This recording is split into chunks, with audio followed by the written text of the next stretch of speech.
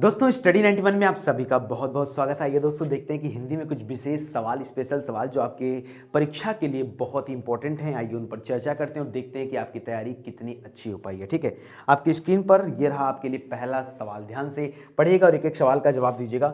सवाल क्या पूछ रहा है, ध्यान से ध्यान दीजिए। ठीक है, पूछ रहा है दोस्तों कि शब्दालंकार में यह नहीं है। थोड़ा ध्यान से पढ़िएगा।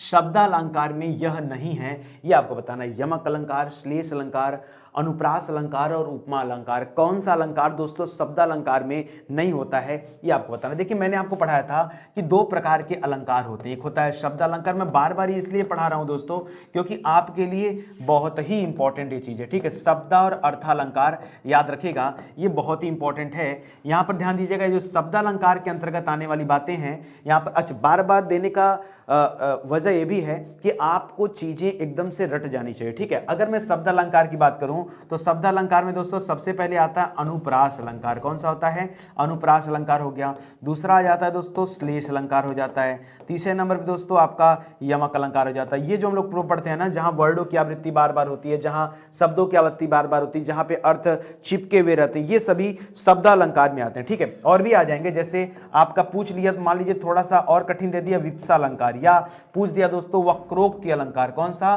वक्रोक्ति अलंकार। ठीक है, तो इन सब में कौन सा अलंकार होता है दोस्तों? ये सभी शब्दालंकार के भेद माने जाते हैं। ठीक है, वक्रोक्ति तक ये सभी शब्दालंकार भेद माने। एक और लिख लीजिए दोस्तों, पुनरुक्ति अलंकार। कौन सा? पुनरुक्ति अलंकार। ठीक है, तो याद रखिएगा ये भी शब्दालंकार का भेद माना जाता है। अब रही बात दोस्तों अर्थालंकार की, तो याद रखिएगा दोस्तों, आप पढ़ते हैं उपमा अलंकार, आप पढ़ते हैं उत्प्रेक्षा अलंकार। ठीक है, उपमा अलंकार, उत्प्रेक्षा अलंकार, आप पढ़ते हैं दोस्तों रूपक अलंकार। तो जो ये वाला सेगमेंट आप पढ़ते हैं ये होता है दोस्तों अर्थालंकार की भेद। ठीक है, ये अर्थालंकार। इसमें और भी आते हैं, जैसे जब कोई बातें बढ़ा चढ़ा कर कही जाती हैं तो आप पढ़ते हो दोस्तों अतिशयोक्ति अलंकार के बारे में। ठीक है, तो ये भी इसी का उदाहरण है, अतिशयोक्ति अलंकार, याद रखेगा। ठीक है, इसके अलावा बहुत सारा, जैसे आप विरोधाभास पढ़ लिया, आपने मान लीजिए विरोधाभास पढ़ लिया। ठीक है, विरोधाभास भास अलंकार पढ़ लिया, तो ये सभी अलंकार जो है अर्थालंकार के भेद के अंतर्गत रखे जाते हैं। ठीक है, इन सब बातों को आप याद रखेगा। अगला सवाल देखिए, करा उपमा अलंकार किस अलंकार का उपभेद है? तो अभी भी मैंने आपको बताया कि उपमा अलंकार किसमें आता है दोस्तों, ये अर्था के अंतर्गत आता है, तो इसको यहां पे रख लीजिएगा। ठीक है, ये प्रश्नालंकार, श्लेषालंकार, ये कोई भेद होता ही नहीं है, इसको भी ध्यान दीजिएगा। ठीक है, चलिए तो यहां पर देखिए ये ऑप्शन नंबर 3 हो जाएगा। करा छंद का नाम बताना है, यह रोला और उल्लाला की योग से बनता है। किसके किस योग से दोस्तों? यह रोला और उल्लाला की योग से बनता है। इसके 4 चरण होते हैं और लिख रहा दोस्तों 4 चरणों में 24-24 मात्राएं और अंतिम 2 चरण में ये 28-28 अथवा 26-26 मात्राएं होती हैं। प्रथम 4 पंक्तियों में रोला और अंतिम 2 पंक्तियों में दोस्तों उल्लाला होता है। ठीक है, तो दोस्तों जहां पर ऐसा होता है उस छंद का नाम बताना है। ठीक है, तो आप देखिए एक बार कितनी कितनी बातें कर रहा है, कभी 24 की बात कर रहा है। ठीक है, कि प्रथम 4 में क्या होगा दोस्तों, प्रथम 4 में जो प्रथम 4 पंक्तियां होंगी वहां 24 होगा। ठीक है, उसके बाद अंतिम के 2 पंक्तियों में या तो 28 या तो, ठीक है, या तो 28 या तो क्या करेगा अंतिम 2 पंक्तियों में, ठीक है, क्या करेगा या तो 28 या तो 26-26 मात्राएं होंगी। ठीक है, तो एक बार दोनों को आप जोड़िए। ठीक है, दोनों को जोड़ने से आप कहां पहुंच जाओगे, 20-20 40, 40 10 50 2 52। ठीक है, तो याद रखिएगा 52 यानी 50 के ऊपर चले गए तो याद रखिएगा 56, 56 से याद रखिएगा दोस्तों 56। मैं तो ऐसे ही याद रखा हूं क्योंकि भाई परीक्षा में बहुत सारा चीज आपको पढ़ना है, कहीं दोहा याद रखना है, सोठा याद रखना है, चौपाई याद रखना है। ठीक है, हरिगीत का याद रखना है, गीत का याद रखना है, तो याद रखेगा दोस्तों यहाँ पे क्या हो जाएगा, याद रखेगा 56 हो जाता है। ठीक है, 56 यानी 56 के पास पहुंच गया, यानी कि 50 से ऊपर अगर ये सारी चीजें चली जाती हैं, मात्राएं आपके परीक्षा में देता है, तो आप जोड़ के चलिएगा कि आप इसका उत्तर 56 करके आइएगा। ठीक है, ट्रिक आपको ध्यान देना है, यहाँ पे आप 56 कीजिएगा और तब आपका क्या हो जाएगा, उत्तर जो है ये आपका सही हो जाएगा। ठीक है, इसको ध्यान देंगे। ठीक है, चलिए आगे बढ़ते हैं दोस्तों। लिख रहा है जय हनुमान ज्ञान गुण सागर, जय कपीस तिहु लोक उजागर। तो आपको पता है दोस्तों ये सबसे पहले क्या होता है, ये क्या है, इसमें कौन सा छंद है। ठीक है, प्रस्तुत पंक्तियों में छंद कौन सा है दोस्तों, ये आपको बताना है। ठीक है, तो यहां पर बताइए, देखिए जय हनुमान, यहां हनुमान जी की गाथा गाई जा रही, जय हनुमान ज्ञान गुण सागर, जय कपीस तिहु लोक उजागर। ठीक है, तो देखिए अब अगर यहाँ पे आप पढ़ने से आपको लग रहा होगा कि चौपाई चले, लेकिन दोस्तों आप यहाँ पे चूज करिएगा दोस्तों सोरठा। क्या चूज करिएगा, सोरठा चूज करना आपको। ठीक है, क्योंकि जब आप इसकी गिनती करेंगे तब आपको उल्टा पता चलेगा। ठीक है, तो याद रखिएगा दोस्तों दोस्तों इन पंक्तियों में छंद कौन सा है दोस्तों, ये सोरठा छंद आएगा, ये आपके लिए थोड़ा सा विशेष रहेगा, ठीक है, स्पेशल केसेस में होता है, इसको भी ध्यान दीजिए, ठीक है। अगला देखिए, करा रस के संस्थापक आचार्य कौन है, रस का संस्थापक किसे माना जाता है, तो यह माना जाता है दोस्तों भरत मुनि को। किसे कहते हैं, भरत मुनि को रस का संस्थापक कहा जाता है, ठीक है। चलिए और आगे आइए, करा रस के कितने भेद होते हैं, ठीक है। कुछ लोगों ने दोस्तों रस के 9 भेद बताए हैं और कुछ लोगों ने रस के 10 भेद बताए। आपको दोस्तों कितना भेद मान के चलना है, तो याद रखिएगा हमेशा हमेशा जो मानना आपको परीक्षा में अगर पूछे तो आप बताइए दोस्तों रस के भेद की संख्या कितनी होती है, 9 ही होती है, ठीक है।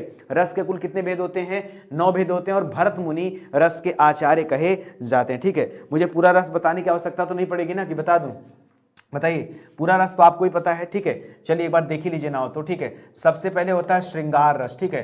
श्रृंगार रस पूछेगा तो अस्थाई भाव क्या करेंगे दोस्तों, रति करिएगा, ठीक है, श्रृंगार रस का, ठीक है। रौद्र का दोस्तों अस्थाई भाव क्या होता है, रौद्र रस का, तो याद रखेगा रौद्र रस का अस्थाई भाव क्या होता है दोस्तों, क्रोध होता है, ठीक है। एक एक चीज याद रखेगा, ठीक है। इसके बाद दोस्तों आप कर लीजिए, अब देखिए इसके बाद का जो है ना ये थोड़ा सा आप कह सकते हैं अलग भी है और थोड़ा सा चेंज भी रहेगा, ठीक है। जैसे अगर किसी ने पूछ दिया हास्य, तो कई लड़के कंफ्यूज जाते हैं परीक्षा में कि यार हास्य का क्या लिखें, तो देखिए यहाँ पे होता है हास्य, रस जो होता है ये होता है हास्य, लेकिन जब इसका अस्थाई भाव बनाएंगे तो ये लिखते हैं हास, क्या लिखते हैं दोस्तों, हास। ये गलती से कई बार लोग है ना इसको भी हास्य लिखते हैं और इसको भी हास्य लिखते हैं, ठीक है। तो आप ऐसा मत करिएगा दोस्तों, इसको आप सही करिएगा, ठीक है। इसी तरह से मान लीजिए हंसना हो गया तो रोना भी हो जाए तो करुण रस, ठीक है, करुण रस। अब करुण रस का क्या करेंगे, तो करुण रस का सीधा सीधा लोग क्या लिखते हैं, रोना, ठीक है, जबकि रोना नहीं होता, करुण रस माने रोना नहीं, इसका करेंगे दोस्तों शोक, क्या करेंगे, शोक, ठीक है। अब बात आएगी दोस्तों वीर का, ठीक है, तो वीर रस जो होता है दोस्तों इसका अस्थाई भाव क्या होता है, इसका अस्थाई भाव हो जाता है उत्साह, क्या हो जाता है, उत्साह।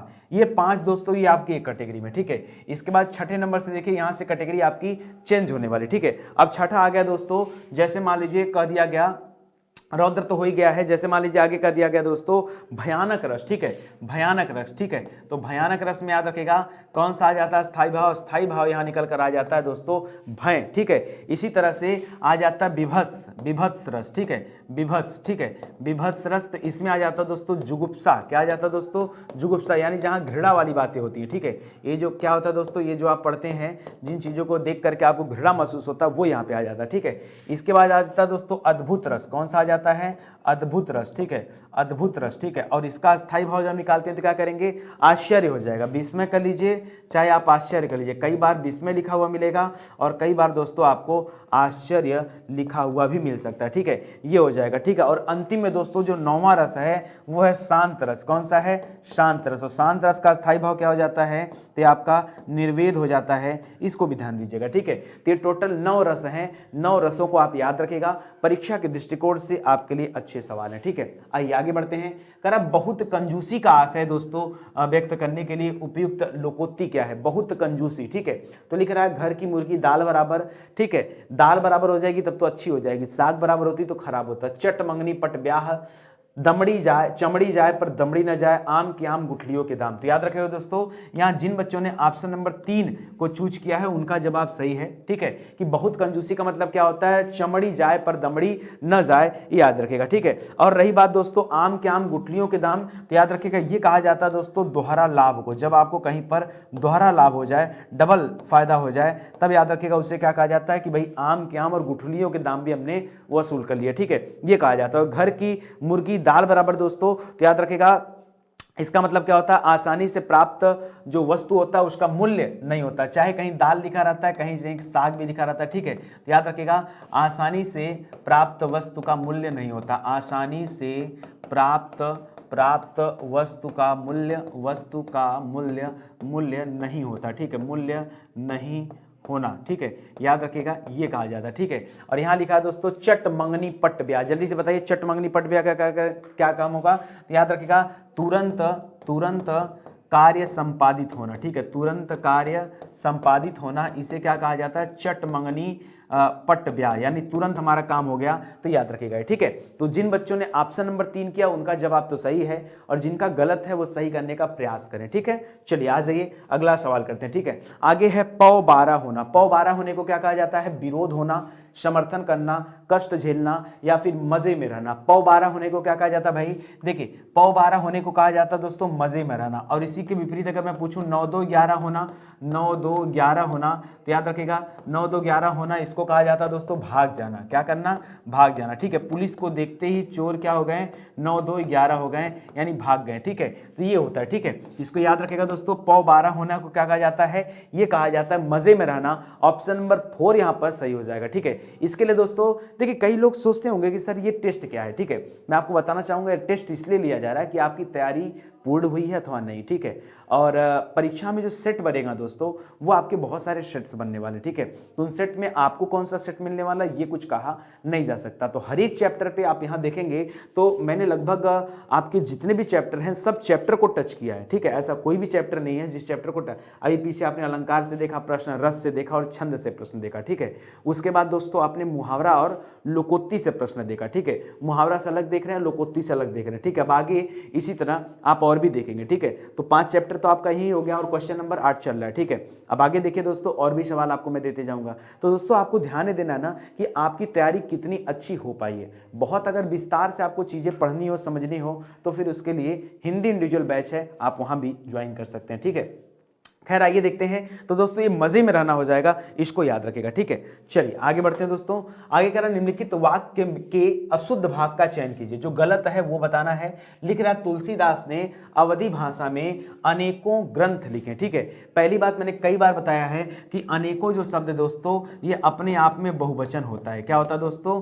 अनेक जो होता है दोस्तों, अनेक जो शब्द होता है ये अपने आप में बहुवचन होता है, इसको अनेकों करने की आवश्यकता नहीं है। ठीक है, इसी तरह से कई बार परीक्षा में प्रश्न आता है कि भगवान श्री कृष्ण के अनेकों नाम है। अनेकों नाम नहीं होता, अनेक नाम होता है, अनेकों नहीं।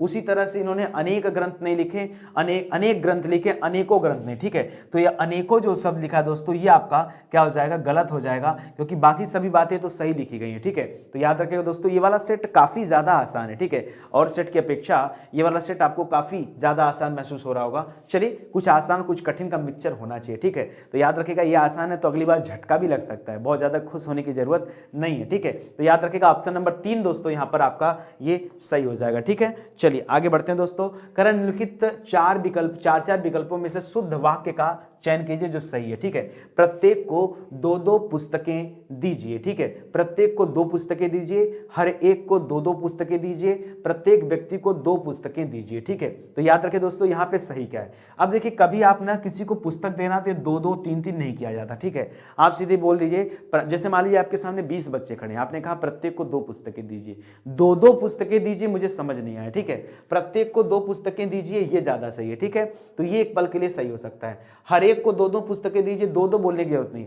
प्रत्येक व्यक्ति को 2 पुस्तकें दीजिए दोस्तों, व्यक्ति को 2 पुस्तकें दीजिए, ये भी नहीं होगा दोस्तों। याद रखिएगा ऑप्शन नंबर 2 ये ज्यादा परफेक्ट ऑप्शन है औरों की अपेक्षा। ठीक है, तो जिन बच्चों ने ऑप्शन नंबर 2 चूज किया है उनका जवाब क्या हो जाएगा दोस्तों? सही हो जाएगा। ठीक है, चलिए आ जाइए कुछ और शुद्धि कर लेते हैं। करा विरामादि चिन्हों की दृष्टि से कौन सा वाक्य शुद्ध है? ठीक है, विराम चिन्हों की दृष्टि से करा पिता ने पुत्र से कहा देर हो रही है कब आओगे। ठीक है, अब कब आओगे बात तो कुछ किया नहीं इसने। ठीक है, लिख रहा है पिता ने पुत्र से कहा देर हो रही है कब आओगे। ठीक है, पिता ने, अब देखिए यहां पर आपको देखना है, पहली बात तो देखिए अगर किसी का कहा हुआ कथन रहता है तो पहला नियम कहता है कि उस कथन को हमें डबल इन्वर्टेड कामा में लिखना चाहिए। ठीक है, अगर किसी के द्वारा कहा गया कथन है तो। ठीक है, तो ध्यान दीजिएगा यहां पर डबल इन्वर्टेड कामा नहीं बना इसलिए गलत हो जाएगा, दूसरे वाले में भी डबल इन्वर्टेड कामा नहीं बना इसलिए भी गलत हो जाएगा, और तीसरे वाले में डबल इन्वर्टेड कामा बना यानी इसके बारे में विचार किया जा सकता है। और क्या लिख रहा है? पिता ने पुत्र से कहा, उसके बाद दोस्तों एक डैश लगता है, ये डैश भी यहां पर है, और कब आओगे यह एक प्रश्नवाचकता का बोध हो रहा है, तो यहां पर आप जो क्वेश्चन मार्क भी लगाएंगे तो ये सही हो जाएगा, क्योंकि यहां पर कब तो लिखा है लेकिन क्वेश्चन मार्क नहीं लगा इसलिए ये भी गलत हो जाएगा। तो याद रखिएगा दोस्तों यहां पर आ जाएगा ऑप्शन नंबर 3।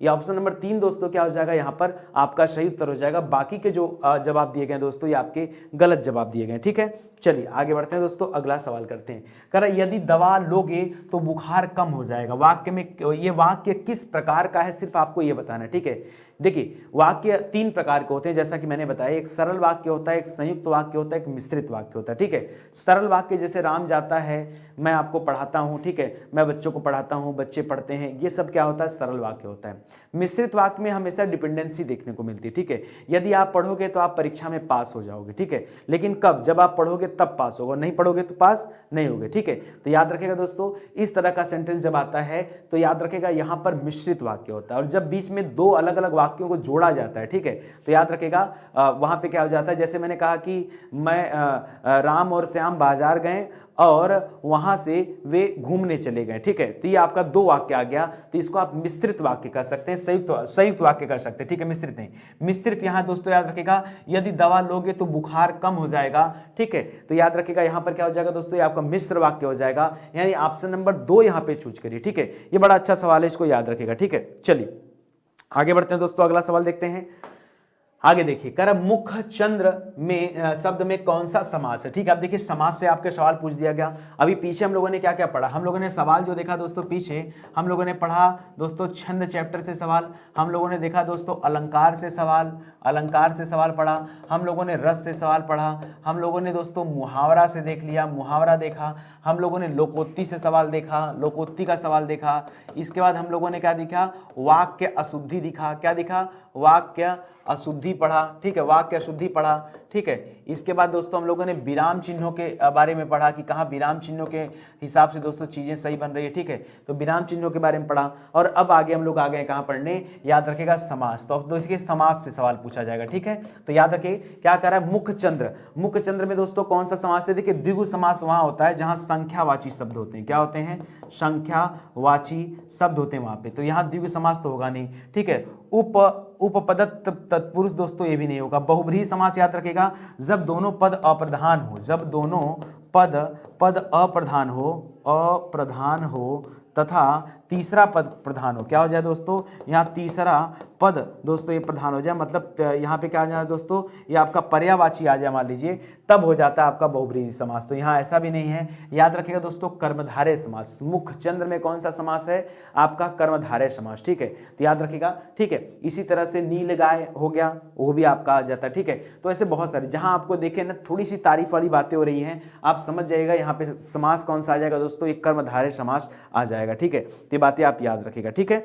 चलिए, और अगर इसका विच्छेद भी कभी पूछ दिया तो बताइएगा दोस्तों, मुख चंद्र मतलब क्या होता है, मुख ही चंद्र, क्या, मुख ही चंद्र, ये इसका विग्रह हो जाएगा, समास विग्रह हो जाएगा। ये भी ध्यान दीजिए, कई बार समास विग्रह भी आपसे पूछा जाता है, ठीक है। चलिए एक बार फिर से बताइए दोस्तों कि इसमें किसमें दोस्तों आपका कर्मधारय समास है, लिख रहा है चक्रपाणी। अब देखिए चक्रपाणी यानी चक्र को धारण करने वाले, और वो कौन है, भगवान विष्णु है। तो चक्रपाणी में दोस्तों याद रखेगा, ये तो आपका बहुब्रीहि समास आ जाएगा, क्या आ जाएगा दोस्तों, ये आपका बहुब्रीहि समास आ जाएगा, ठीक है। माता पिता दोस्तों याद रखेगा आपका द्वंद्व समास आ जाएगा, ठीक है, द्वंद्व आ जाएगा। अब बता दोस्तों चतुर्युगम और नीलोत्पलम, ठीक है, तो याद रखेगा चतुर्युगम में दोस्तों ये आपका द्विगु समास आ जाएगा क्योंकि संख्यावाची है, तो यहाँ पे बस एक ही ऑप्शन बचा, वो बना नीलोत्पलम, ठीक है, यानी नीला है उत्पल जिसका, नीलोत्पलम। याद रखेगा एक कर्मधारय समास हो जाएगा, क्या हो जाएगा, कर्मधारय समास आ जाएगा नीलोत्पलम, ठीक है। तो इसको भी आप याद रखेगा, आपके लिए बेहतरीन सवाल है, ठीक है।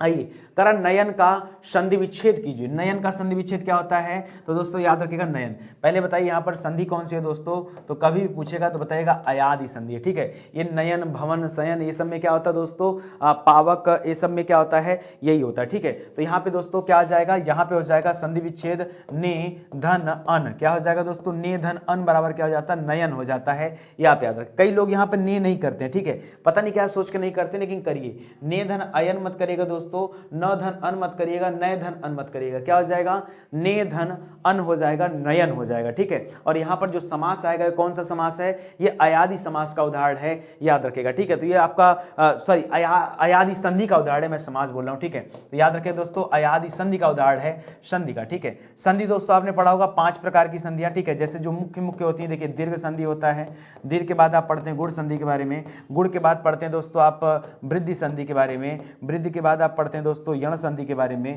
और यण के बाद आप पढ़ते हैं दोस्तों अयादि संधि के बारे में। ठीक है, अयादि संधि, ये सभी संधियां जो मैं बता रहा हूं दोस्तों, ये आपकी क्या होती है दोस्तों, ये संधियां आपकी स्वर संधि कही जाती हैं। क्या कही जाती हैं? स्वर संधि कहा जाता है। तो वैसे संधि मुख्य रूप से 3 प्रकार के होते हैं, एक स्वर होता है, एक व्यंजन होता है, एक विसर्ग होता है। ठीक है, तो ध्यान दीजिएगा दोस्तों, यहाँ पे यह अयादि संधि का उदाहरण आपके सामने दिया गया है। ठीक है, तो याद रखिएगा दोस्तों, ये आपका सही हो जाएगा। ठीक है, चलिए आगे बढ़ते हैं दोस्तों। आगे देखिए, कह रहा पावन का क्या हो जाएगा? देखिए पीछे नयन लिखा था, क्या लिखा था दोस्तों? नयन। तो नयन का किया हमने दोस्तों ने धन अन किया। ठीक है, उसी तरह से लिख रहा दोस्तों पावन। पावन का क्या हो जाएगा? तो देखिए पावन का हो जाता है दोस्तों पौ। पावन का क्या हो जाता है? जब य आता है ना तो ए की मात्रा लगती है। ठीक है, और जब वह हो जाता है तो अ की मात्रा, तो पौ धन अन हो जाएगा यहाँ पे। ठीक है, और इन दोनों में संधि वही रहेगा दोस्तों, याद रखेगा अयादि संधि। कौन सी रहेगी दोस्तों? यहाँ पर अयादि संधि ही रहेगा, ये भी ध्यान दीजिएगा। तो यहाँ पर क्या हो जाएगा? पा मत करिएगा, पो मत करिएगा, पौ करिएगा। पौ क्या करिएगा दोस्तों? पौ धन अन करिएगा। पौ धन अन बराबर क्या हो जाएगा? याद रखिएगा पावन हो जाएगा। पौ धन अन बराबर पावन हो जाएगा। ठीक है, चलिए आगे बढ़ते हैं। लिख रहा है सुत शब्द को स्त्रीवाचक बनाने के लिए किस प्रत्यय का इस्तेमाल करना है? इसको बनाना स्त्रीवाचक। देखिए सुत माने क्या होता है दोस्तों? सुत माने होता है पुत्र। सुत किसे कहा जाता है दोस्तों? पुत्र को कहा जाता है। ठीक है, तो याद रखिएगा इसी सुत में अगर आप आ जोड़ देंगे ना तो ये बन जाएगा सुता। क्या बन जाएगा? सुता। और सुता माने क्या होता है दोस्तों? पुत्री होता है। एग्जाम्पल और भी देता हूं आपको, जैसे मान लीजिए आपने शादी के कार्ड वगैरह पढ़ा होगा, आत्मज। आत्मज माने क्या होता है दोस्तों? आत्मज माने भी होता है पुत्र। ठीक है, और इसका जब स्त्रीलिंग करते हैं तो क्या कर लेते हैं दोस्तों? यहाँ कर लेते हैं आत्मजा। क्या कर लेते हैं? आत्मजा। और आत्मजा का तात्पर्य क्या होता है दोस्तों? पुत्री। ठीक है, तो उसी प्रकार दोस्तों याद रखेगा, ये सूती मत करिएगा, कई सारे बच्चे ई कर देते हैं, याद रखेगा यहाँ सुता हो जाएगा। ठीक है, सुता हो जाएगा। ठीक है, तो ये आप क्या हो जाएगा? आपका स्त्रीलिंग हो जाएगा, और ये अंतिम में जो जुड़ता है ये प्रत्यय कहलाता है। क्यों? क्योंकि उपसर्ग हमेशा शब्द के पहले जुड़ता है। उपसर्ग कहाँ जुड़ता है दोस्तों? याद रखेगा उपसर्ग की खासियत है कि पहले जुड़ता है, और प्रत्यय की खासियत है कि अंत में लगता है। ठीक है, प्रत्यय हमेशा अंत में जुड़ते हैं। ठीक है, तो ये भी आप याद रखिएगा। यहाँ आपसे प्रत्यय पूछा था तो सुत में आप प्रत्यय जुड़ करके सुता हो जाएगा, इसको भी आप ध्यान दीजिए। ठीक है, चलिए आगे बढ़िए। निम्नलिखित वाक्यों में से भविष्य काल को पहचानिए। कौन सा भविष्य काल है बताइए? गाय घास चरती है। ठीक है, गाय घास चरती दोस्तों, तो ये तो आपका वर्तमान में आ जाएगा, सामान्य वर्तमान काल हो जाएगा। ठीक है, रोहन मुंबई गया था, तो ये आपका दोस्तों भूत में चला जाएगा। मैं कल घूमने जाऊंगी, माँ बच्चों को पढ़ा रही है। ठीक है, तो याद रखिएगा मैं कल घूमने जाऊंगी, ये बहुत आसान है दोस्तों, भविष्य काल है। ये पेपर मुझे लगता है आपकी किस्मत में बहुत अच्छा है, कितना आसान पेपर पूछ दिया गया। ठीक है, कभी कभी दोस्तों बहुत ज्यादा जरूरत से ज्यादा आसान प्रश्न पूछ लिए जाते हैं। ठीक है, तो उसमें कोई बात नहीं है, ये आपके लिए जो है लकड़ी बहुत अच्छा चांस है। ठीक है, तो मैं कल घूमने जाऊंगी दोस्तों, यहां पर क्या हो जाएगा? ये आपका सही हो जाएगा। ठीक है, यहाँ पे आपका भविष्यत काल हो जाएगा। ठीक है, चलो अच्छा मुझे एक बता दो, मुझे ये जो लास्ट वाला लिखा है माँ बच्चों को पढ़ा रही है। ठीक है, इसमें कौन सा काल है? माँ बच्चों को पढ़ा रही है। ठीक है, इसमें क्या हो जाएगा दोस्तों? अभी भी पढ़ा रही दोस्तों, तो आप कह सकते हैं तात्कालिक वर्तमान है। क्या दोस्तों? तात्कालिक वर्तमान काल है, क्योंकि अभी पढ़ा रही है और पढ़ा चुकी नहीं है, पढ़ा ही रही है, इसलिए दोस्तों इसको तात्कालिक वर्तमान काल के अंतर्गत रखा जा सकता है। ठीक है, और आगे देखिए, अधोलिखित किस वाक्य में अकर्मक क्रिया है? कहां पर अकर्मक है मैंने पढ़ाया था दोस्तों। क्रिया 2 प्रकार की होती है, सकर्मक और अकर्मक। ठीक है, जहां पे कर्म होगा उसे सकर्मक कहा जाता है, जहां कर्म नहीं होगा उसे अकर्मक कहा जाता है। ठीक है, मैं पुस्तक पढ़ता हूं, तो यहाँ पे पुस्तक तो है कर्म। ठीक है, यानी ये सकर्मक हो जाएगा। ये चीजें तुम्हारा जी ललचाती हैं। ठीक है, तो ये चीजें जो है दोस्तों ये भी आपका हो जाएगा सकर्मक। वह अपना सिर खुजलाता है, ये भी सकर्मक हो जाएगा। श्याम सोता है दोस्तों। ठीक है, ये जो है सकर्मक नहीं है, ये क्रिया क्या हो जाएगा दोस्तों? अकर्मक है, क्योंकि यहाँ कर्म का अभाव है। क्या है दोस्तों? यहाँ कर्म का अभाव है, और जहां भी कर्म का अभाव होगा याद रखिएगा उसे क्या कहा जाता है दोस्तों? उसे अकर्मक क्रिया के नाम से जानते हैं। ठीक है, तो याद रखिएगा ऑप्शन नंबर 3 यहां पर क्या हो जाएगा? ये आपका सही उत्तर हो जाएगा। ठीक है, चलिए और आगे बढ़िए। करण निम्नलिखित में से विशेष से पद है। ठीक है, देखिए विशेषण विशेष का नाम आप सभी ने सुना होगा। विशेष से कहते हैं किसे दोस्तों? तो याद रखिएगा विशेषण जिसकी विशेषता बताता है, विशेषण जिसकी विशेषता बताता है, जिसकी विशेषता बताता है, उसे क्या कहा जाता है दोस्तों? उसे विशेष से कहा जाता है। ठीक है, उसे क्या कहते हैं दोस्तों? उसे विशेष से कहा जाता है। ठीक है, तो याद रखिए दोस्तों, जैसे लिखा अनुरागी, अनादृत, अपमानित और अग्नि। यहां पर विशेष से कौन सा हो जाएगा दोस्तों? तो याद रखिएगा जो अग्नि लिखा हुआ है ये क्या हो जाएगा? विशेष से हो जाएगा, क्योंकि अनुरागी जो लिखा हुआ मैं आपको बताना चाहता हूं। देखिए मेन शब्द होता है अनुराग, ठीक है, क्या होता है? अनुराग। इस अनुराग से क्या बना दोस्तों? इस अनुराग से अनुरागी बना है। क्या बना दोस्तों? अनुराग से अनुरागी बनता है, ठीक है। एक तो आप याद रखिएगा। इसी तरह से याद रखिएगा अनुराग से अनुरागी, तो यहां पर जो दोस्तों दे रहा है अनुराग से अनुरागी ना, याद रखिएगा ये अनुराग क्या हो जाएगा? ये वाला आपका विशेष होगा, ठीक है। ये जो लिखा है दोस्तों ये आपका, इधर आपका विशेष मैं लिख दे रहा हूं और इधर आपका दोस्तों विशेषण लिख दे रहा हूं। क्या लिख दे रहा हूं? विशेषण, इधर विशेषण हो जाएगा, ठीक है। और याद रखिएगा एक पहचानने का और भी तरीका है, मैंने बताया था कि विशेष हमेशा क्या होता है दोस्तों? इसमें संज्ञा सर्वनाम जैसे पद देखने को मिलते हैं, ये भी आप ध्यान दीजिएगा, ठीक है। इसी तरह से अपमान जो शब्द होता है ना, इसी अपमान से अपमानित बनता है। क्या बनता है? अपमान से क्या बनता है दोस्तों? अपमानित बनता है। बनता है कि नहीं बताइए? अपमान से क्या बनेगा? अपमानित बन जाएगा, ठीक है। इसी तरह से याद रखिएगा दोस्तों अलग अलग बनते हैं, ठीक है। तो यहां पर अनादृत दोस्तों गलत हो जाएगा। अग्नि याद रखिएगा, अग्नि ये आपका सही हो जाएगा, ये आपका विशेष्य पद है। बाकी जितने भी दिख रहा दोस्तों ये सभी विशेषण वाले पद आप मान सकते हैं, ठीक है। चलिए आगे बढ़िए। कह रहा परिमाणवाचक क्रिया विशेषण का उदाहरण बताइए, ठीक है। परिमाणवाचक क्रिया विशेषण, ठीक है। चलिए आइए देखते हैं। वह बहुत थक गया है, ठीक है। वह अभी अभी गया है, वह अंदर बैठा है, वह भली भांति नाच लेता है। देखिए परिमाणवाचक क्रिया विशेषण, आप ध्यान दीजिए दोस्तों, यहां पर एक तो क्या बताना है? क्रिया विशेषण बताना है। ऊपर से दोस्तों दिखा परिमाणवाचक, ठीक है। परिमाण देखिए क्या होता है ना, परिमाण में थोड़ा, कम, ज्यादा, बहुत, इस तरह के शब्दों का इस्तेमाल किया जाता है। और यहां पर दोस्तों याद रखिएगा केवल एक ही शब्द है जहां पर ऐसी चीजों का इस्तेमाल हो रहा है, तो सिर्फ बहुत देख करके आप समझिए परिमाण वाचकता का बोध हो रहा है, और इसी में आ गया दोस्तों परिमाणवाचक क्रिया विशेषण, ठीक है। तो देखिए ये आपको थोड़ा सा बस खाली ध्यान देना, आपको बिल्कुल समझ में आ जाएगा, ठीक है। आप याद रखें, मैं आपको तरीका बता दे रहा हूं। कहीं मान लीजिए लिखा है थोड़ा, कहीं लिखा है मान लीजिए बिल्कुल, ठीक है, बिल्कुल। कहीं लिखा है दोस्तों कम, कहीं लिखा है दोस्तों ज्यादा, ठीक है, ज्यादा।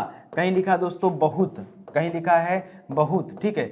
कहीं लिखा है, मतलब इस तरह के जब कभी आपके सामने शब्द आ जाए, और भी आ जा सकता है, जैसे आपके मूड के ऊपर है। जैसे मान लीजिए बस शब्द आ सकता है, जरा शब्द आ सकता है, ठीक है, जरा आ सकता है। ऐसे बहुत सारे शब्द आ सकते हैं। जब कभी ये सब आए ना, तो आप जान जाइए दोस्तों ये क्या हो जाता है? ये आपका परिमाणवाचक में आ जाता है, ठीक है। परिमाणवाचकता का बोध होता है। तो आप याद रखिएगा यहाँ पर ऐसा ही शब्द है, तो ऑप्शन नंबर 1 यहाँ पर क्या हो जाएगा? आपका सही उत्तर हो जाएगा, ठीक है। और आगे बढ़िए। करा रेखांकित सर्वनाम का प्रकार चिन्हित कीजिए, ठीक है। कौन सा सर्वनाम है बताइए? करा कोई तो होगा जो तुम्हारी सहायता कर सके। कोई तो होगा मतलब पता नहीं कि कौन है, ठीक है। इसलिए दोस्तों याद रखिएगा यहाँ पर क्या हो जाएगा? ये अनिश्चयवाचक सर्वनाम हो जाएगा, ठीक है। निश्चय मत करेगा दोस्तों, निश्चय होता तो बताता कि हाँ तुम्हारे पिताजी तुम्हारी सहायता करेंगे, तुम्हारे चाचा जी तुम्हारी सहायता करेंगे। यहाँ पे पूछ रहा दोस्तों कोई तो होगा, तो अभी पता नहीं कौन है, इसलिए दोस्तों यहाँ पर क्या करना है? याद रखिएगा ये अनिश्चयवाचक सर्वनाम का उदाहरण हो जाएगा। याद रखिएगा ऑप्शन नंबर 3 जिन बच्चों ने चूज किया दोस्तों उनका जवाब सही हो जाएगा,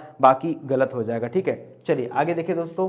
करा कि निम्नलिखित वाक्यों में से एक में करण कारक के विभक्ति चिन्ह का प्रयोग हुआ है। देखिए धीरे धीरे जो स्टार्टिंग में सामान्य क्वेश्चन दिए गए थे, अब तो और कठिन कठिन क्वेश्चंस आपके सामने आ रहे हैं, ठीक है। तो मुझे लगता है शुरुआत के प्रश्न आसान थे और आखिरी में जो प्रश्न आपको मिलते जा रहे हैं ये आपको जरूरत से ज्यादा डिफिकल्ट है, ठीक है। तो देखिए करण निम्नलिखित वाक्यों में से एक में करण कारक के विभक्ति चिन्ह का प्रयोग हुआ है। दोस्तों आपको बताना है कि यह विभक्ति चिन्ह कौन सा है, ठीक है। करण कारक का विभक्ति चिन्ह, ठीक, कर्ता ने करण को, ठीक है, कर्ता ने करण को। हाँ चलिए देखते हैं। करण लड़का दर्द के मारे छटपटाता रहा, भोजन के निमित्त पधारिए, सिंह वन में या गुफा में रहते हैं, सरकार गरीबों के वास्ते कई योजनाएं चला रही है, ठीक है।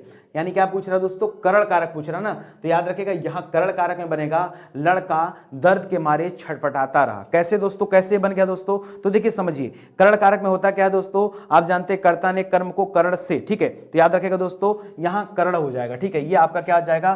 करण हो जाएगा। क्यों? क्योंकि यहां आप देखिए कई बार ना आप भाव को पकड़िए, विभक्ति हमेशा आप भाव पे लेके चलेंगे तो आपको ज्यादा बेहतर समझ में आ जाएगा, ठीक है। तो याद रखिएगा लड़का दर्द के मारे यानी दर्द की वजह से छटपटाता रहा, तब यहां पर दोस्तों करण कारक आ जाएगा। और जो आप दूसरे वाले में पढ़ रहे थे ना, ये भोजन के निमित्त पधारिए, यहां पर संबंध आ जाएगा, ठीक है, कि उस व्यक्ति का संबंध किससे दोस्तों? भोजन, यानी वह आएगा ही भोजन करने, तो उसका संबंध दोस्तों याद रखिएगा ये हो जाएगा, ठीक है। और दोस्तों जो आप तीसरा पढ़ रहे हैं ये में, तो आप पढ़ते में पेपर जहां में पर होता है दोस्तों, यहां पर अधिकरण कारक होता है। क्या होता है दोस्तों, ये अधिकरण कारक होता है कि वो उसके अंदर रहता है, उसके ऊपर रहता है, ऐसे में होगा दोस्तों तो अधिकरण आ जाएगा, ठीक है। और ये जो के वास्ते लिखा है, यहां भी कई सारे बच्चे कंफ्यूज हो सकते हैं। याद रखिए दोस्तों, जैसे सरकार गरीबों के वास्ते कई सारी योजनाएं चला रही है, तो याद रखिएगा यहां संप्रदान हो जाता है। क्या हो जाता है, संप्रदान कारक हो जाता है, ठीक है। तो समझिए बात को, एक एक थोड़ा सा डिफिकल्ट दे दिया, जरूरत से ज्यादा डिफिकल्ट दिया है, इसीलिए शुरुआत में आसान प्रश्न दिया कि आगे आपको दिमाग खर्च करने के लिए आपके पास समय रहना चाहिए, ठीक है। इसलिए दोस्तों अब देखिए डिफिकल्ट सवाल आपके सामने आ रहे हैं, ठीक है, तो इसको देखिएगा और सही कीजिएगा, ठीक है। चलिए आगे बढ़ते हैं। लिख रहा पाठक शब्द का बहुवचन क्या होगा, ठीक है। पाठक शब्द का बहुवचन क्या होता है, पाठक गण कहिए, पाठक लोग कहिए, पाठक जने, पाठक समूह। तो याद रखिएगा पाठक गण, ठीक है, पाठक गण, शिक्षक गण, ठीक है। तो याद रखिएगा ये इसका बहुवचन बनता है, ठीक है। तो याद रखिएगा पाठकों, पाठके मत करिएगा, ठीक है। क्या हो जाएगा, पाठक गण हो जाएगा। ये ऑप्शन नंबर 1 दोस्तों आपका सही हो जाएगा। ये बहुवचन बनाना सीखे, कई सारे बच्चे बहुवचन में भी गलती करते हैं। कारण निम्न विकल्पों में से पुल्लिंग शब्द दोस्तों कौन सा है बताइए, ठीक है। देखिए धरती माँ होती है, इसलिए धरती माँ की वजह से दोस्तों ये स्त्रीलिंग हो जाएगा। मणि, मणि दोस्तों मणि नहीं होता दोस्तों, मणि होता है। चलिए चलिए ठीक है, अच्छा कोई बात नहीं। तो याद रखें दोस्तों यहाँ पर क्या हो जाएगा, ये जो शब्द लिखा है ये क्या हो जाएगा, ये जो शब्द लिखा है ये मणि जो शब्द लिखा है दोस्तों, ये अभी क्या हो जाएगा, इसको ध्यान रखेंगे, ठीक है। ये भी आपका स्त्रीलिंग होता है क्योंकि मणि चमक रही है, चमक रहा है, ये गलत हो जाएगा, ठीक है। और कुटुंब याद रखिए दोस्तों, कुटुंब आपका क्या होता है दोस्तों, ये आपका पुल्लिंग होता है। कुटुंब क्या होता है दोस्तों, ये पुल्लिंग होता है। सेना भी दोस्तों क्या होती है, सेना आ रही है, सेना आ रहा है नहीं, सेना क्या होता है, हम लोग बोलते हैं ना कि याद रखिए सेना आ रही है, ठीक है। तो सेना आ रही है इन द सेंस क्या है दोस्तों, कि सेना आ रही है, तो यहां पर आ रही है, इसकी वजह से स्त्रीलिंग जैसा बोध हो रहा है। तो याद रखिएगा दोस्तों ये स्त्रीलिंग ही होगा। तो यहां पर पुल्लिंग क्या है, कुटुंब आपका क्या हो जाएगा, ये आपका पुल्लिंग शब्द हो जाएगा, ठीक है, याद रखिएगा, ठीक है। चलिए आगे बढ़िए। कह नृप, नृप नीचे दिए गए विकल्पों में से किसका समानार्थी, भाई किसे नृप कहा जाता है ये आपको बताना, ठीक है। कह भूदेव को कहते हैं, महिदेव को कहते हैं। पहली बात तो महिदेव मत बोलिए, महादेव को नृप नहीं कहते। देखिए नृप माने क्या होता है मैं आपको बता दूं, नृप माने होता है दोस्तों राजा। नृप माने क्या होता है, राजा। राजा को दोस्तों हम भूप भी कहते हैं, ठीक है। राजा को कई सारे नामों, महाराज भी कहा जाता है। राजीव मत करेगा दोस्तों, राजीव तो कमल हो जाता है, राजीव माने क्या हो जाता है, कमल हो जाता है, तो ये वाला भी ऑप्शन गलत हो जाएगा, ठीक है। त्रिलोचन मत करेगा दोस्तों, रुद्र भी मत करेगा, ये भी आपका गलत हो जाएगा। तो याद रखेगा ये भूप और महीप आपका सही हो जाएगा, क्योंकि राजा को भूप भी कहा जाता है, राजा को महीप भी कहा जाता है, राजा को महाराज भी कहा जाता है, ये सारे कई सारे नामों से राजा को जाना जाता है, ठीक है। तो याद रखेगा ये हो जाएगा, ठीक है, तो ध्यान दीजिएगा। और ये जो महिदेव लिख रहा था दोस्तों ना, याद रखेगा ये महिदेव किसे कहा जाता है, तो ये ब्राह्मण को कहा जाता है। किसे कहते हैं, ब्राह्मण को। भूदेव और महिदेव किसे कहते हैं दोस्तों, ब्राह्मण को। ब्राह्मण को द्विज भी कहा जाता है, ब्राह्मण भी कहा जाता है, पंडित कहा जाता है, तमाम नाम है, ठीक है। याद रखेगा ऑप्शन नंबर 3 यहाँ पे क्या हो गया, सही हो गया। और आपसे पूछा क्या था दोस्तों, ये समानार्थी शब्द आपसे पूछे गए थे, ठीक है। चलिए अगला बढ़ते हैं।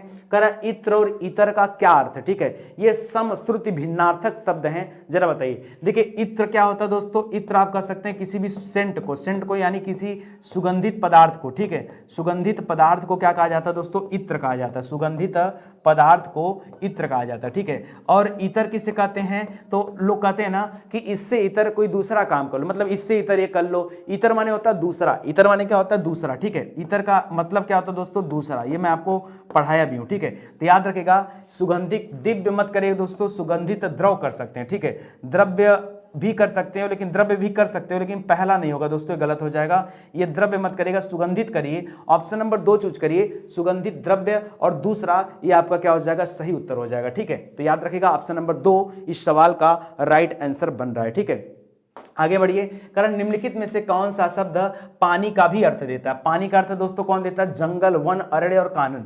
देखिए ये सभी नाम तो वैसे दोस्तों जंगल के पर्यायवाची हैं, ठीक है। लेकिन याद रखिएगा दोस्तों, कई बार पानी को दोस्तों क्या कहते हैं, वन भी कहा जाता है। पानी को क्या कहते हैं दोस्तों, वन भी कहा जाता है। याद रखिएगा वन को क्या कहा जाता है, पानी भी कहा जाता है। ये अनेकार्थी शब्द हैं, क्या दोस्तों, ये अनेकार्थी शब्द हैं, इसको भी आप याद रखिएगा, ठीक है। चलिए इसको ध्यान दीजिएगा, ये जो शब्द पढ़ रहे हैं ये अनेकार्थी शब्द हैं, यानी एक ही सवाल के जब कई सारे अर्थ निकल के आते हैं। कह रहा है कि जिसके समान कोई दूसरा न हो उसे क्या कहा जाता है, ठीक है, अजेय जिसको जीता ना जा सके, ठीक है, असमान जिसके समान कोई दूसरा न हो, अनुपम मत करेगा और सर्वश्रेष्ठी मत करेगा दोस्तों। ऑप्शन नंबर 2 जिसके समान कोई दूसरा न हो वो सीधा सीधा लिखा दोस्तों असमान, ठीक है, तो याद रखें दोस्तों असमान। या फिर इससे भी ज्यादा लेकिन एक चीज बताइए, जिसके असमान करेंगे ना तो इसका मीनिंग निकल के आता है जिसके समान कोई ना हो, ठीक है, जिसके समान कोई ना हो, कोई ना हो, ठीक है, तो याद रखें दोस्तों जिसके समान कोई ना हो इसे क्या कहा जाता है दोस्तों, नहीं लेकिन थोड़ा सा मुझे दिक्कत लग रहा है, ठीक है, जिसके समान कोई ना हो ये नहीं, ये इसको बोल सकते हैं, तो थोड़ा सा सेंस चेंज हो रहा है दोस्तों, जरा ध्यान दीजिएगा। असमान में जैसे आप हिंदी में हिंदी छोड़िए, अगर आप गणित में जाइए, अगर मैंने कहा दो असमान शब्द लिखे, मान लीजिए एक 2 से कटने वाला शब्द लिख दिया, जैसे 14 लिख दिया और एक तरफ लिख दिया 17, तो हम कहते हैं दोस्तों ये असमान शब्द है, ठीक है। असमान मतलब याद रखिएगा, असमान का मतलब होता है जो किसी के समान ना हो, जो किसी के समान ना हो, जो किसी के समान न हो, ठीक है, जो किसी के समान न हो इसे कहा जाता है दोस्तों असमान कहते हैं। क्या कहते हैं दोस्तों, इसे असमान कहते हैं, जो किसी के समान नहीं होता है, ठीक है, तो याद रखेगा दोस्तों समान न हो इसे कहा जाता है, ठीक है। और जिसके समान कोई दूसरा ना हो, ये बड़ा अच्छा सवाल दोस्तों, ये आप अनुपम कर लीजिएगा। वैसे मैं कंफ्यूज शुरू में हो रहा था, लेकिन अभी मुझे क्लियर कट याद हो गया, ठीक है, क्यों, क्योंकि कई बार पढ़ाते समय इस तरह के सवाल आए हैं और जहां पे लोगों का कंफ्यूजन होता है, ठीक है, ये सवाल ही ऐसा है कि लोग कंफ्यूज होंगे और ये समान वर्ड देख करके ना ये क्या करेंगे, यहाँ समान चूज किया जाता है, ठीक है, तो लगता है कि एकदम यही उत्तर होगा, लेकिन आप अनुपम करिएगा। जो अनुपम होता है, अनुपम का तात्पर्य होता है जिसके समान कोई दूसरा ना हो, जबकि असमान जो किसी के समान ना हो उसे असमान कहते हैं। समान का उल्टा होगा ना, समान में आपने अ लगाकर उसका विपरीत अर्थ निकाल दिया तो जो किसी के समान ना हो असमान हो जाएगा, ठीक है। अनुपम दोस्तों यहाँ पे सही करिएगा, अनुपम आपका क्या हो जाएगा, राइट आंसर हो जाएगा, ठीक है। और जो सबसे श्रेष्ठ होता है सर्वश्रेष्ठी, सर्व माने सब में, श्रेष्ठी माने श्रेष्ठ हो, जो सभी में श्रेष्ठ हो उसे सर्वश्रेष्ठी कहा जाता है। ये तो सिंपल ही है, ठीक है। चलिए आगे बढ़ लेते हैं। कह रहा युद्ध की इच्छा रखने वाले को क्या कहा जाता है, ठीक है, योद्धा कहा जाता है, युद्धरत कहा जाता है। देखिए युद्ध लड़ने वाले को दोस्तों योद्धा कहा जाता है, ठीक है।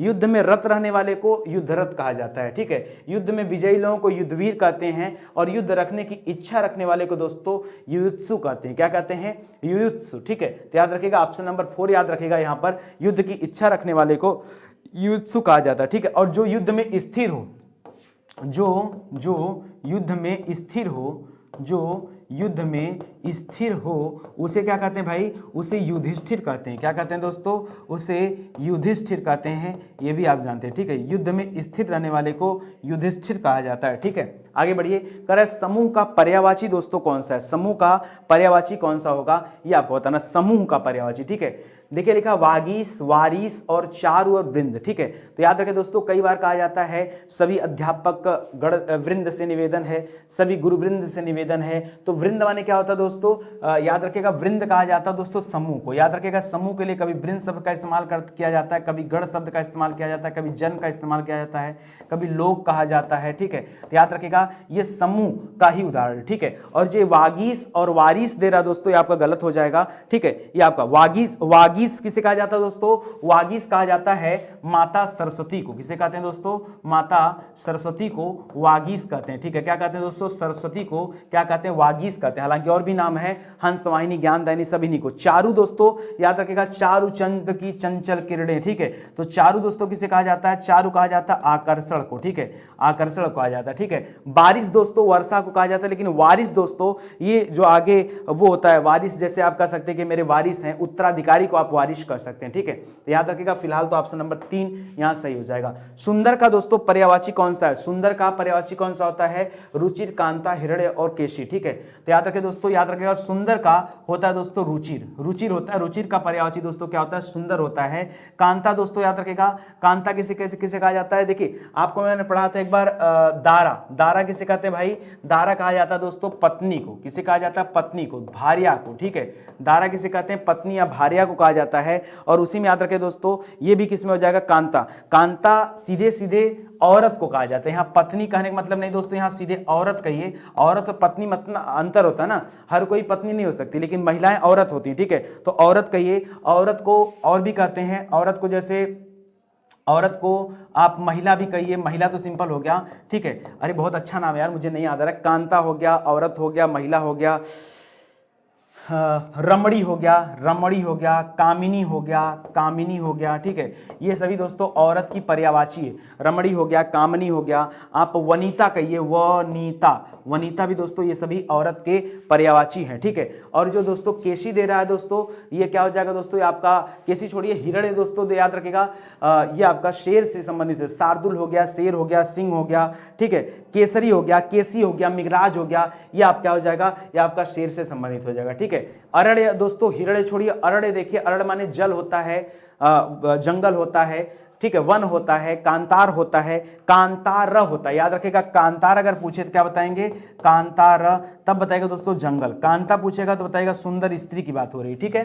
तो चलिए आगे बढ़ते हैं दोस्तों, आगे रुचिर याद रखेगा, यहां पर ये सही हो जाएगा, ठीक है। लिख रहा अवर का विलोम क्या होगा, अवर का विलोम क्या होता है भाई, तो अवर का विलोम होता है प्रवर, अवर का विलोम क्या होता है, प्रवर होता है, ये आप याद रखेगा, ठीक है। और ध्यान दीजिएगा, करा थाली का तत्सम रूप क्या होता, तो क्या होता है, ठीक है। तो थाली का जब आप तत्सम करते हैं तब हो जाता है दोस्तों स्थाली हो जाता है, क्या हो जाता है, स्थाली हो जाता है, ठीक है। याद रखेगा, स्थाली हो जाता है, ये आप याद रखेगा, ठीक है। तो ऑप्शन नंबर 1 दोस्तों यहाँ पे चूज कर लीजिएगा, ये आपका सही जवाब हो जाएगा। बहुत आसान है, बहुत बहुत ज्यादा आसान है, ठीक है। बीच के ही सवाल थोड़े से खाली डिफिकल्ट थे, बाकी और कोई ज्यादा डिफिकल्ट नहीं है, ठीक है। चलिए आगे बढ़ते हैं दोस्तों, आगे लिख रहा है दोस्तों चना का तत्सम क्या होता है भाई, चना का तत्सम भी क्या होता है दोस्तों, चड़क, चड़क माने क्या होता है दोस्तों, चना होता है। चड़क मीन्स क्या होता है, चना होता है, तो ये भी ध्यान दीजिएगा। ऑप्शन नंबर 1 दोस्तों यहाँ पर आपका सही हो जाएगा, ठीक है। और पढ़िए दोस्तों, लिख रहे हैं निम्नलिखित शब्दों में से शुद्ध शब्द को पहचानिए, ठीक है। आशीर्वाद, आशीर्वाद गलत लिखा है, आशीर्वाद लिखा कैसे जाता है दोस्तों, तो आशीर्वादी आप ऐसे लिखते हैं, ठीक है।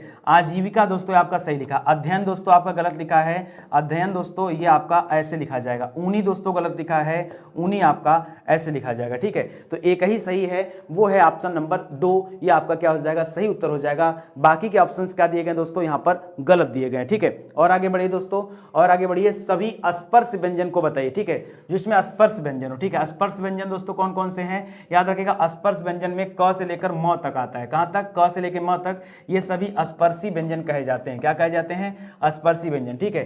तो देखिए क र ल, यर लव दोस्तों याद रखेगा, यर लव और सख स, यह क्या हो गया दोस्तों, यर लव, ये दोस्तों आपका हो गया अंतस्थ व्यंजन। और ह दोस्तों सख सह, ये आपका ऊष्म व्यंजन आ गया, ठीक है, ऊष्म आ गया, ठीक है। तो ये तो होगा नहीं, ये ऑप्शन गलत हो गया। यहाँ पर देखिए यह भी आपका अंतस्थ आ गया, ये भी आपका गलत हो गया, ये भी गलत हो गया। क च प द, ये दोस्तों आ सकता है, ये सही होने लग रहा है। और यहाँ देखिए, ठीक है, ये सब गलत हो जाएगा, ठीक है। तो आप ध्यान दीजिएगा, क्योंकि आप जानते हैं दोस्तों कि क से लेकर म तक, क से लेकर म तक दोस्तों क्या होता है, ये आपका स्पर्श व्यंजन होता है। ये पॉइंट 1 है। पॉइंट 2 दोस्तों याद रखेगा, आपका य, र, ल और व, ये क्या होता है दोस्तों, ये आपका अंतस्थ व्यंजन कहा जाता है, ठीक है। और उसके बाद दोस्तों स, ख, श, ह, ये आपका दोस्तों ऊष्म व्यंजन कहा जाता है। क्या कहते हैं दोस्तों, इन्हें ऊष्म व्यंजन कहा जाता है, ठीक है। इसके बाद दोस्तों जब चौथा पढ़ेंगे तो छ, त्र, ज्ञ और स्त्र, इसे क्या कहते हैं दोस्तों, छत्र ज्ञ स्त्र को, इसको याद रखेगा संयुक्त व्यंजन कहा जाता है, ठीक है।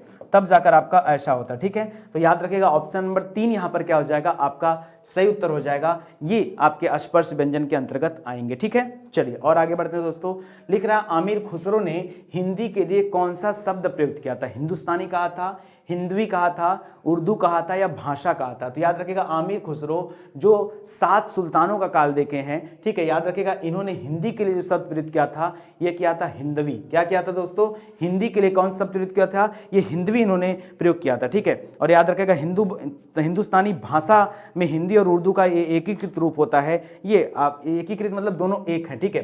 काजू शब्द का संबंध दोस्तों किस भाषा से, काजू दोस्तों किस भाषा से संबंधित है, तो याद रखिएगा काजू अपने देश से नहीं आया, काजू आया पुर्तगाल से, पुर्तगालियों ने काजू की खेती भारत में किया था।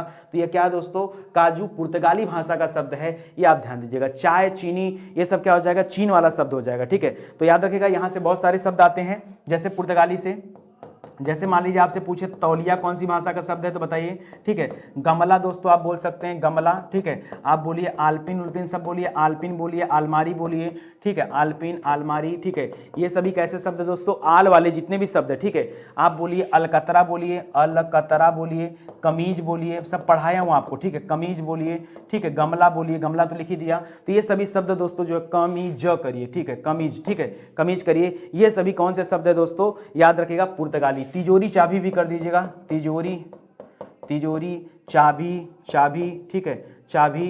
तो याद रखिए दोस्तों, ये आपका क्या हो जाएगा, ये आपके पुर्तगाली शब्द हो जाएंगे, ठीक है। चीन वाले शब्द में दोस्तों 3 शब्द खाली याद रखेगा, चाय याद रखेगा, चीनी याद रखेगा, लीची याद रखेगा। चाय, चीनी, लीची, ये तीनों शब्द कहाँ से हैं दोस्तों, ये आपके चीन से हैं, ठीक है। और जापानी शब्द में दोस्तों याद रखेगा 2 शब्द याद रखिए जो आपसे आपकी परीक्षा में पूछा जाता है। एक तो रिक्शा पूछा जाता है, रिक्शा, और एक सायोनारा पूछा जाता है, ठीक है। तो याद रखिएगा सायोनारा, ठीक है। तो याद रखिए दोस्तों, ये आपका जापानी शब्द हो जाता है, क्या, सायोनारा। लिख दीजिए पूरा, नहीं लड़के कहेंगे क्या होगा, ठीक है, सायोनारा, ठीक है। फ्रांसीसी भाषा का शब्द बताइए भाई, जो फ्रांस की भाषा से आए हुए शब्द हैं। तो देखिए इसमें सबसे आसान है कूपन। कूपन याद रखिए, जो कई बार आपसे परीक्षा में पूछा गया, कूपन याद रखेगा। कूपन, क से कूपन याद रखेगा, क से कारतूस याद रखेगा, ठीक है। कूपन और कारतूस ये कौन सी भाषा के शब्द हैं, ये पुर्तगाली भाषा के शब्द हैं, ठीक है। और आ गया ये करा, हिंदी उपसर्ग युक्त शब्द नहीं है, किसमें उपसर्ग नहीं लगा दोस्तों, ये आपको बताना। और आपको पता उपसर्ग हमेशा किसी शब्द के पहले लगता है, ठीक है। तो 49 में याद रखेगा दोस्तों, उन उपसर्ग हो जाएगा, उनमें, ठीक है, उन उपसर्ग हो जाएगा। कपूत में दोस्तों क उपसर्ग लगा है, उपमा में दोस्तों भी उ उपसर्ग है, ठीक है। याद रखिएगा यहाँ अमान दोस्तों गलत लिखा हुआ, अमान शब्द ये उपसर्ग युक्त नहीं है, इसमें कोई भी उपसर्ग नहीं लगा है, ठीक है। बाकी के जो शब्द दिए गए दोस्तों वहां पे उपसर्ग लगा हुआ है, ठीक है। तो इसी के साथ दोस्तों आज के सेशन समाप्त होता है, मिलते हैं अगले लेक्चर में, तब तक के लिए धन्यवाद। जय हिंद, जय Bharat, thank you so much.